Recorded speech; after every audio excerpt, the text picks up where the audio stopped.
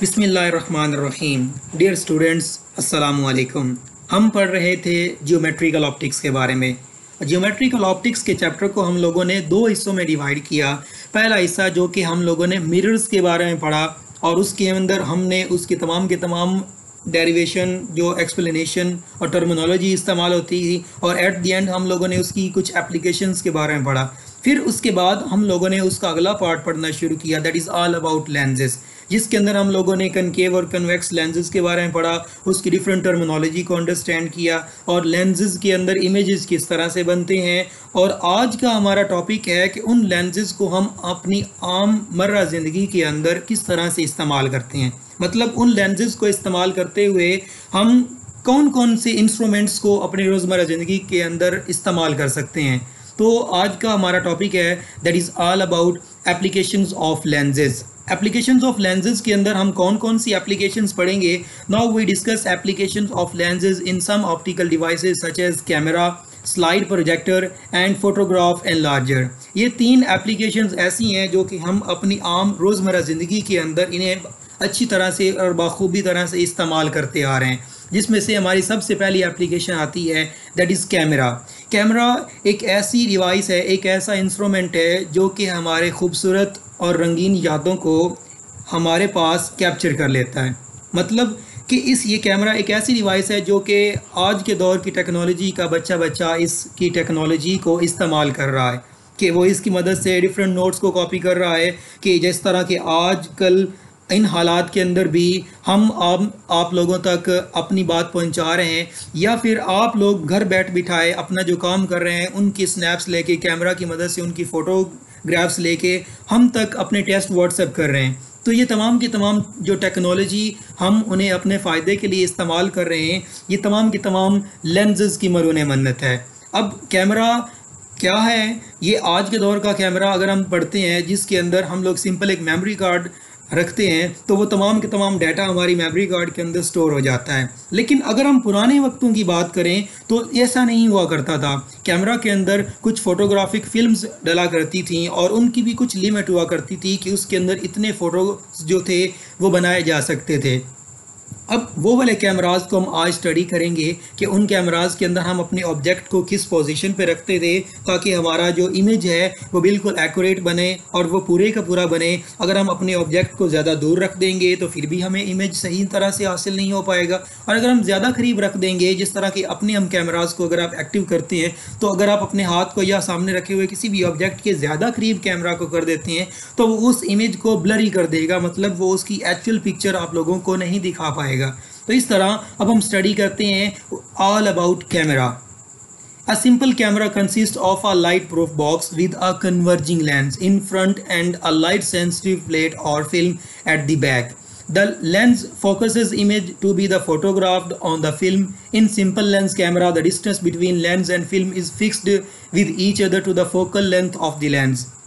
In camera object is placed beyond 2f। अब देखिए कि हम लोगों ने इससे पिछला टॉपिक जो कि इमेज की फॉर्मेशन और इमेज की लोकेशन के बारे में पढ़ा था, उसके अंदर हम लोगों ने अपने ऑब्जेक्ट को बियॉन्ड 2f रखा, फिर एट द 2f रखा, f एंड 2f के बीच में रखा, और फिर लेंस और f के बीच में रखा। अब ये तमाम की तमाम टर्मिनोलॉजी हम पहले इस्तेमाल कर चुके हैं और इसकी मदद से जो इमेज की फॉर्मेशन है, उसकी प्रॉपर्टीज़ है, उसकी करैक्टरिस्टिक्स हैं, वो किस तरह से बनती हैं। अगर आप उस वीडियो को दोबारा देखना चाहते हैं तो ऊपर आने वाले नोटिफिकेशन पे क्लिक करके आप उस कॉन्सेप्ट को दोबारा से अंडरस्टैंड कर सकते हैं। तो चलते हैं, हम आगे अब बढ़ते हैं कि अब हम एक सिंपल कैमरा के अंदर जो ऑब्जेक्ट है वो हमेशा 2f से आगे रखा जाता है। मीन्स कि हम बात करते हैं कि जो हमारे पास ऑप्टिकल सेंटर है उससे लेकर जो प्रिंसिपल फोकस तक का फासला फोकल लेंथ कहलाता है, और अगर हम इसको डबल कर देंगे तो हमारे पास 2f हो जाता है। तो मतलब हम अपने ऑब्जेक्ट को 2f से भी आगे रखेंगे, और अगर हम अपने ऑब्जेक्ट को बियॉन्ड 2f रखेंगे तो हमारे पास जो इमेज है वो रियल बनेगा, इन्वर्टेड बनेगा और डिमिनिश्ड बनेगा। रियल मतलब कि वो इमेज हकीकी तौर पर एग्जिस्ट करेगा। इन्वर्टेड का मतलब कि अगर हमारा ऑब्जेक्ट सीधा रखा गया है तो उसका इमेज हमेशा उल्टा बनेगा। और डिमिनिश्ड का मतलब होता है कि अगर ऑब्जेक्ट 5 सेंटीमीटर का है या 1 फीट का है तो जो हमारे पास इमेज हासिल होता है वो उसकी निस्बत बहुत ही छोटा होता है। तो जैसा कि अगर हम अपने पुराने कैमरास को देखें तो हमारे पास सामने अगर एक 6 फुट का आदमी खड़ा है तो उसका इमेज जो पीछे हमने फोटोग्राफिक फिल्म रखी हुई है बहुत ही छोटा बनता है। फिर उस फोटो को चाहे हम 2x2 के अंदर प्रिंट करवा ले, 5x7 के अंदर प्रिंट करवा ले, वो हमारी अपनी मर्जी।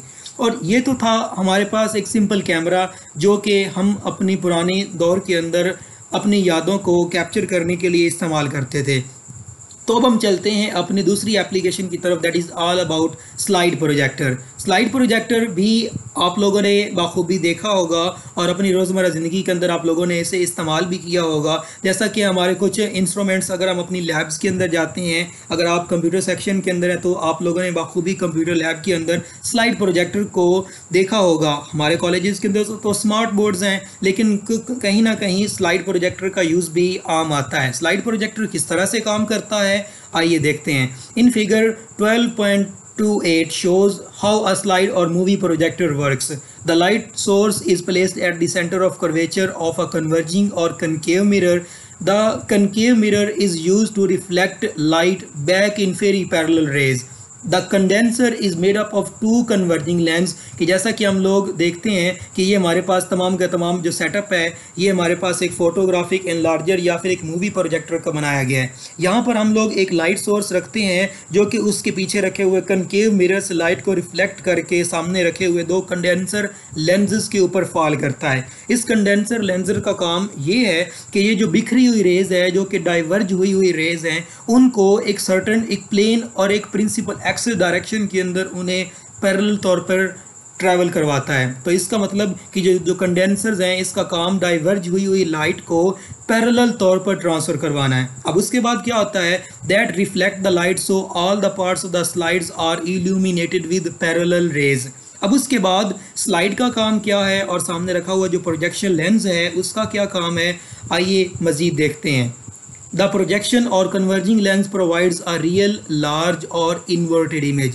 कि जैसा कि हम लोगों ने इस कनकेव या कन्वर्जिंग लेंस को देखा कि इसकी मदद से जब भी कोई इमेज बनाया जाता है तो वो हमेशा रियल और लार्जर, अगर हम लोगों ने अपनी ऑब्जेक्ट को 2f और f के दरमियान में रखा हुआ है और उसी के साथ साथ वो इमेज हमेशा इन्वर्टेड बनता है। अब लेकिन हमारे मूवी प्रोजेक्टर या फोटोग्राफी एनलार्जर के अंदर तो जो इमेज है वो हमें सीधा नज़र आता है। उसकी वजह यह है कि उसके सामने हम लोगों ने जो ये स्लाइड फिट की हुई है, it must be real to be projected on the screen. The slide object must be placed between f and 2f। कि याद रखिए कि जब हम अपने ऑब्जेक्ट को f and 2f के बीच में रखेंगे तो हमारे पास जो इमेज है वो हमेशा अपने ऑब्जेक्ट की निस्बत बड़ा बनेगा। ये तमाम की तमाम प्रॉपर्टीज़ हम लोग पहले ही इससे पिछले कॉन्सेप्ट के अंदर क्लियर कर चुके हैं।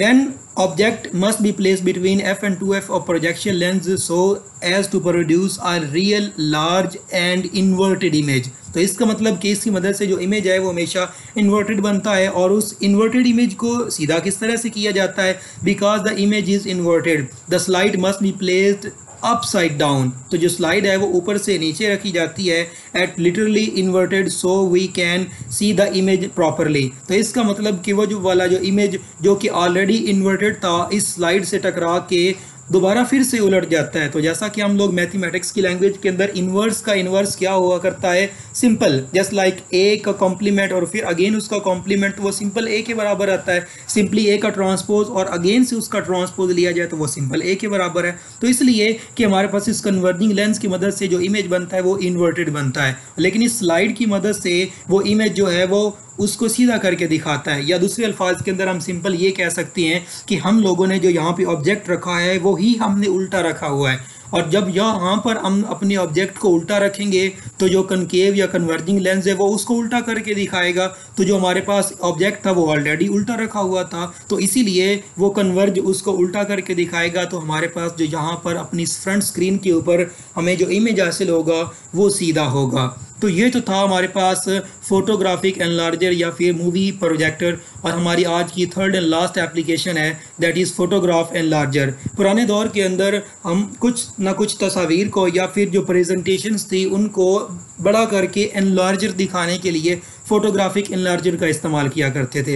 ये किस तरह से काम करता है, just like the movie projector और स्लाइड प्रोजेक्टर। स्लाइड प्रोजेक्टर का भी काम यही है कि ये छोटे ऑब्जेक्ट का इमेज बड़ा करके दिखाता है। और इसी तरह जो हमारे पास फोटोग्राफिक एनलार्जर है वो भी छोटे ऑब्जेक्ट को हमेशा बड़ा करके दिखाता है। In case of photograph enlarger, object is placed at a distance more than f but less than 2f.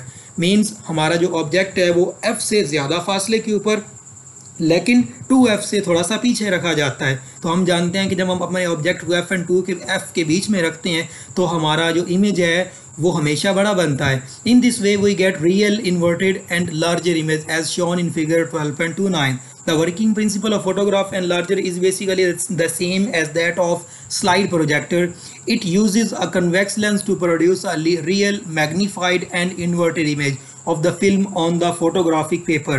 तो आई होप कि आप लोगों को आज का लेक्चर इंटरेस्टिंग लगा होगा और इसके अंदर जो तमाम की तमाम टर्मिनोलॉजी है वो हम प्रीवियस जो लेक्चर है उसके अंदर डिस्कस कर चुके हैं कि हम लोग अपने ऑब्जेक्ट को किस पोजीशन पे रखेंगे तो हमारे जो इमेज है वो हमारी पास किस नौइयत का, उसकी क्या करैक्टरिस्टिक्स होंगी, वो हमें किस तरह से हासिल होगा। और जो हमारे पास फ़ोटो जो एनलार्जर है वो बिल्कुल जो स्लाइड प्रोजेक्टर है इसी के प्रिंसिपल के ऊपर काम करता है। और एक और इम्पोर्टेंट क्वेश्चन अगर आप लोगों के जहन में अभी भी ये आ रहा है कि जो स्लाइड प्रोजेक्टर के अंदर इमेज जो है हमारे पास जो कन्वर्जिंग लेंस है वो तो हमेशा उल्टा करके बनाता है लेकिन हमारी स्क्रीन के ऊपर तो वो इमेज हमेशा सीधा बन के नज़र आता है। तो बिल्कुल सिंपल सी लॉजिक है कि हम लोगों ने यहाँ पर अपने ऑब्जेक्ट को ही उल्टा रखना है। अगर हम अपने ऑब्जेक्ट को उल्टा रखेंगे तो जो कन्वर्जिंग लेंस या जो कनकेव मिरर है या कनकेव लेंस है वो उसको अगेन उल्टा करके दिखाएगा।